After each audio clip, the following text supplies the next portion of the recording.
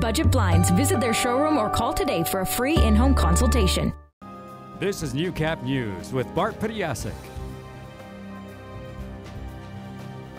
Good evening and thank you for joining us. Slippery highway conditions are to blame after a semi jackknifed into a ditch on Highway 16 this afternoon, just 10 kilometers east of Lloydminster. Emergency crews arrived and treated the 36-year-old driver on scene. He was released and cleared on scene with no injuries. Constable Fraser says another semi also went into a ditch 10 kilometers further east on Highway 16 around the same time. RCMP are reminding drivers to be cautious. The highway is extremely icy and it's blowing snow, reduced visibility. We want to remind drivers just to go slow out there. Well, with the value of the Canadian dollar dropping and the price of produce going up, now many residents around Lloydminster are forced to find alternatives to buying fresh fruit and vegetables. And organizations like Midwest Food Resources are feeling the effects. The charitable organization has been forced to reduce the quantity of fruit, vegetables and grain that make up the signature fresh food boxes many residents use to buy bulk produce. Regional Program Director Amy Blondo says prices have doubled, even tripled. Oranges, pears, it was about 99 cents a pound, and now it's between $1.50 to $2 a pound. Some I've seen $2.99 a pound. Not a decrease in portion size hasn't decreased demand. Midwest received 20 to 30 orders a month around this time last year. Now it's nearly 100 a month.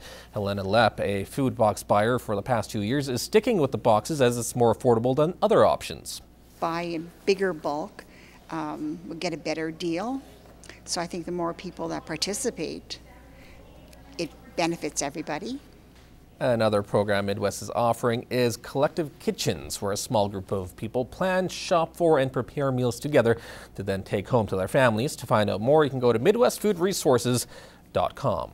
Well, the first to respond to crime in the city are often the last to be acknowledged. The second annual RCMP Awards Night honors those officers and community members who went above and beyond this year to help save lives and keep our streets secure.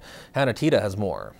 Perform with calm, level heads in a very hectic and stressful situation.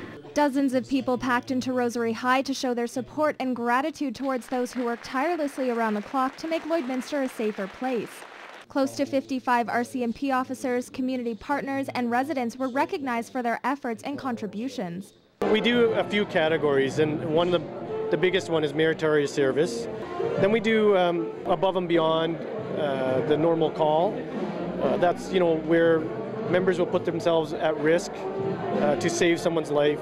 Members like Constable Toby Jennings, who provided life-saving assistance to a gunshot victim. Having determined that it was very likely a gunshot had gone off, found the male unconscious in a room, in a bedroom in the residence with a fairly significant gunshot wound. We were able to provide first aid to him until the ambulance arrived. Among those honored were members of Project Keep Straight, a new detachment initiative aimed at keeping kids off of drugs and off the streets. That was the famous word. I've seen some of the RCMP and what they've kind of done with the video and with the presentations and how they've kind of reached out to some kids. And honestly, if it reaches out to one kid, I'll be happy. And it was just great to be part of. Inspector Suki Manj believes events like the RCMP Awards Night help to build trust towards the detachment. He says it also means a lot to the officers who often aren't recognized enough for the work they do in our city. We're criticized when we make mistakes. We are held to a higher standard, and deservingly so. But I think it's nice to get some recognition for the work they do. Hannah Tita, Newcap News.